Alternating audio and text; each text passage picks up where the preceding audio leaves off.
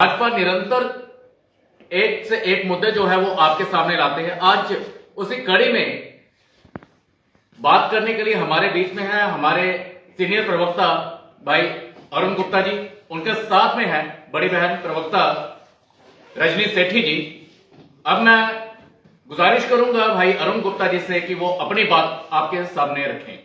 धन्यवाद डॉक्टर प्रदीप जी, और मेरे साथ बैठी हुई रजनी जी का बहुत बहुत, आपका भी, जो जितने यहाँ पे हमारे मीडिया के सब लोग हमारे साथी हैं, बहुत बहुत आपका स्वागत, अभिनंदन। हम आज जिस विषय पे बात करने वाले हैं वो 2025 का जो बजट अभी पेश हुआ है उसके ऊपर हम बात करने वाले हैं। आंकड़े तो आपने 2 दिन से काफ़ी देखे, रोज आप देख रहे हैं उनको आंकड़ों को। मैं आंकड़ों की ज़्यादा बात नहीं करूँगा, मैं एक मूल मुद्दे की बात करूँगा कि जो बजट बनाए जाते हैं, बजट बनाने में क्या क्या रचना रहती है सरकार की। सरकार ये बजट जो बनाती है उसके पीछे क्या मूल उद्देश्य क्या रहता है, और उस मूल उद्देश्य को अचीव करने के लिए सरकार जो है वो कितनी मेहनत करती है उसको वहाँ तक पहुँचने के लिए।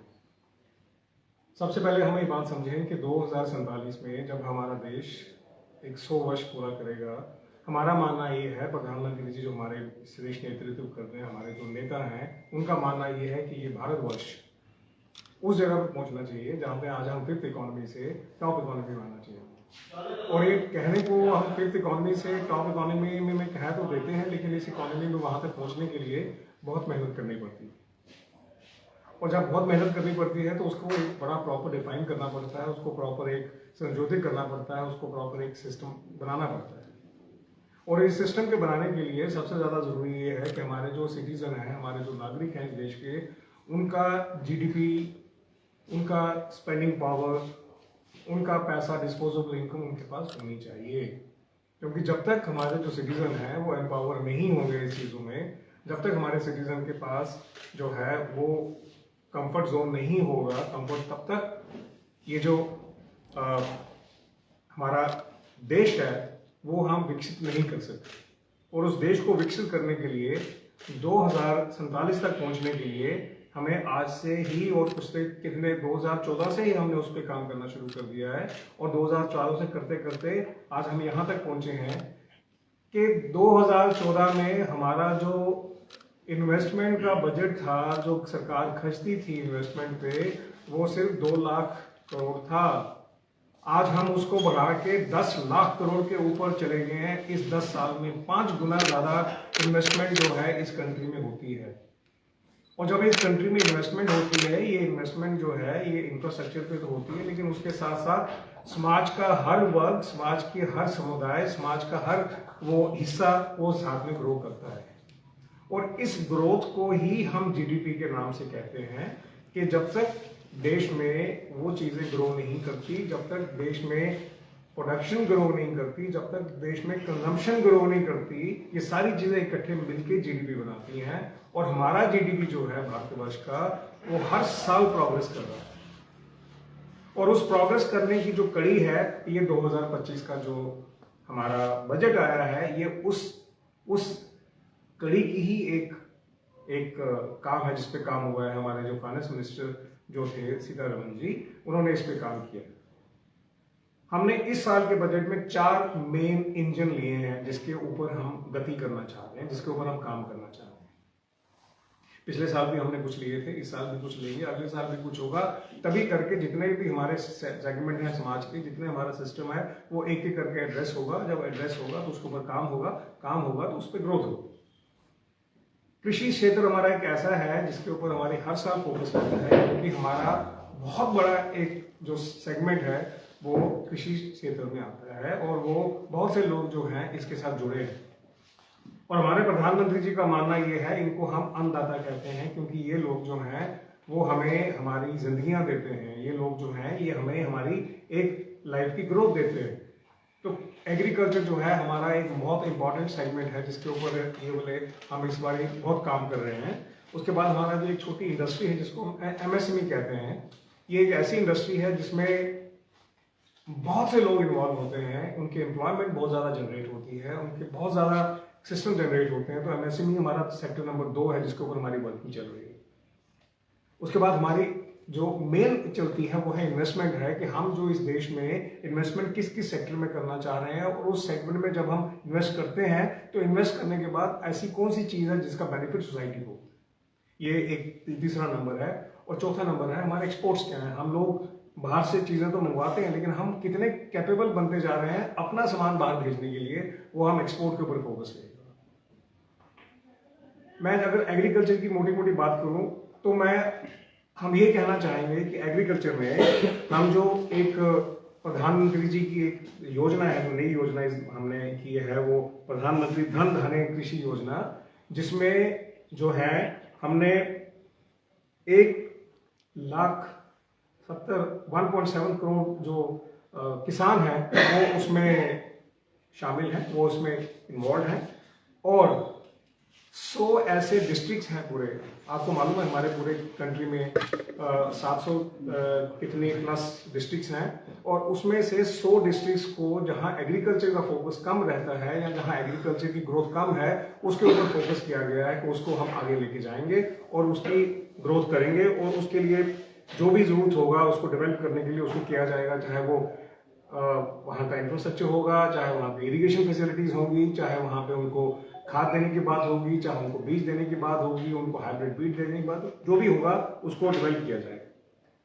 दूसरा हमारा फोकस रहता है एग्रीकल्चर में, हमारे यहाँ पे इस देश में दालों की कंजम्पशन बहुत ज़्यादा की जाती है, हर जगह की जाती है। अगर आप साउथ में देखें, साउथ से लेकर नॉर्थ में हर जगह दाल बहुत ज़्यादा कंज्यूम की जाती है। तो हमारा मानना ये है जो हम बाहर से इंपोर्ट करते हैं दालें, बहुत ज़्यादा दाल इंपोर्ट होती है बाहर से, उसको हम खत्म करना चाह रहे हैं और अपने देश को हम ग्रो करना चाह रहे हैं उस लेवल पे जहाँ पे दाल की हमारी अपनी प्रोडक्शन जो है वो अच्छी होनी चाहिए। और उसमें हमने 3 दालें जो है उसके ऊपर मेन फोकस हमारा रहा है, तूर है, मसूर है और उड़द है, जिसके ऊपर हम फोकस करना चाहते हैं। और एक किसान क्रेडिट कार्ड है, वो ये किसान क्रेडिट कार्ड जो है ये 5 लाख तक जो है उस क्रेडिट कार्ड से ये किसान को लोन देने की फैसिलिटी दी जा रही है, ताकि वो जो किसान है वो अपने जब उसकी जरूरत हो, जब वो करना चाहे तो उसको लोन मिल सके। पहले ये लोन कम था, उसको बढ़ा के 5 लाख कर दिया गया। एग्रीकल्चर के बाद जब मैं एमएसएमई की बात करूं, मीडियम एंड स्मॉल एंटरप्राइज की बात करूं, तो उसमें जो एक लोन दिया जाता था, एक मीडियम इसको एंटरप्राइज को, एक स्मॉल एंटरप्राइज को दिया जाता था, 5 करोड़ का लोन दिया जाता था, उसको बढ़ा के 10 करोड़ रुपए कर दिया गया। और ये 10 करोड़ का लोन है, ये छोटा लोन नहीं होता, ये बहुत बड़ा लोन होता है। इसके साथ बड़ी ह्यूज एनवायरमेंट जनरेट की जाती है, इसके साथ बहुत ज्यादा चीजें जनरेट होती हैं, ऑटोमेटिकली जनरेट होती है। इसके साथ हमारा फोकस लेदर इंडस्ट्री पे बहुत ज्यादा रहेगा, हमारा फोकस टॉय इंडस्ट्री पे बहुत ज्यादा रहेगा, हमारा फोकस जो है टेक्सटाइल इंडस्ट्री पे बहुत ज्यादा रहेगा, हमारा फोकस जो है आर्टिफिशियल इंटेलिजेंस में जो एक्सीलेंस सेंटर बनाने की बात हो रही है उसका, क्योंकि आज पूरे विश्व में एआई के ऊपर बहुत ज्यादा चर्चा हो रही है और इसके ऊपर ह्यूज इन्वेस्टमेंट हो रही है।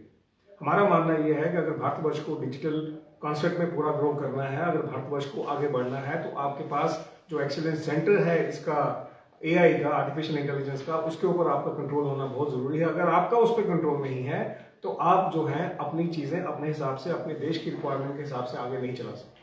तो आपको एआई पे बड़ा फोकस करना पड़ेगा। और मैंने जैसे पहले कहा, जो हमारा कैपिटल एक्सपेंडिचर है, जिसको हम इन्वेस्टमेंट कहते हैं, वो कैपिटल एक्सपेंडिचर हमारा जो है वो 10,000 पहले जो कैपिटल एक्सपेंडिचर हमारा था वो 2 लाख करोड़ था, आज हम 10 लाख करोड़ से ऊपर की बात कर रहे हैं। बहुत बड़ा एक एक्सपेंडिचर होने जा रहा है, जिसके ऊपर हमारा इंफ्रास्ट्रक्चर डेवलप होता है, जिसमें हमारे रोड, ब्रिजेस, टनल्स, सब पूरा का पूरा सिस्टम उसमें डेवलप होता है। और इसके साथ साथ जो नीचे सेक्टर डेवलप होता है, एंसिलरी सेक्टर जिसको कहते हैं, या वो सेक्टर जिसको इसकी डायरेक्ट एम्प्लॉयमेंट, इनडायरेक्ट एम्प्लॉयमेंट मिलती है, वो बहुत ज्यादा ह्यूज होता है। देखिए आप, बड़ी छोटी सी बात है कि अगर 1 रुपया खर्च किया जाता है, वो 1 रुपये में यहाँ उसमें सीमेंट लेंगे, लोहा लेंगे, उसमें आप बजरी लेंगे, उसमें आप कुछ भी लेंगे, वो जाएगा तो सिस्टम में ही। जब वो सिस्टम में जाता है तो 1 रुपया सर्कुलेट होता है, और जब 1 रुपया सिस्टम में सर्कुलेट होता है तो वो हजारों लोगों को जो है फीड करता है। तो इस तरह की जो इन्वेस्टमेंट होती है, ये इन्वेस्टमेंट हमने 5 गुना इसको बढ़ाया है, 2 लाख करोड़ से लेकर आज हम इसको 10 लाख करोड़ की बात कर रहे हैं, जो बहुत बड़ा जंप है। 10 साल में इतना बड़ा जंप होना बहुत एक नॉर्मल होता नहीं, लेकिन क्योंकि देश में हमारे जो प्रधानमंत्री जी की नेतृत्व में जो सरकार चल रही है, उनका मानना बहुत ज्यादा जरूरी है कि देश का पैसा जो है वो देश में लगना बहुत जरूरी है। उसके बाद हमने मेडिकल इंफ्रास्ट्रक्चर पे बहुत फोकस किया। हमारा मानना ये है कि मेडिकल कॉलेजेस जो हैं, नर्सिंग कॉलेजेस जो हैं, बाकी जो सिस्टम है वो इंक्रीज करना चाहिए, क्योंकि देश में आज भी डॉक्टर्स की बहुत कमी है, आज भी जो पैरामेडिकल स्टाफ है उसकी बहुत कमी है। अगर आप डिस्ट्रिक्ट हॉस्पिटल्स के लेवल पे भी देखें, बहुत ज़्यादा कमी है। ये चीज़ें होके ही होंगी। आज हम जो चीज़ जिसका हम आज आह्वान करते हैं, जिस चीज़ के बारे में आज हम बात करते हैं, ये ऐसा नहीं कि इसका बेनिफिट इमीडिएटली होना शुरू हो जाता है, इसमें टाइम लगता है।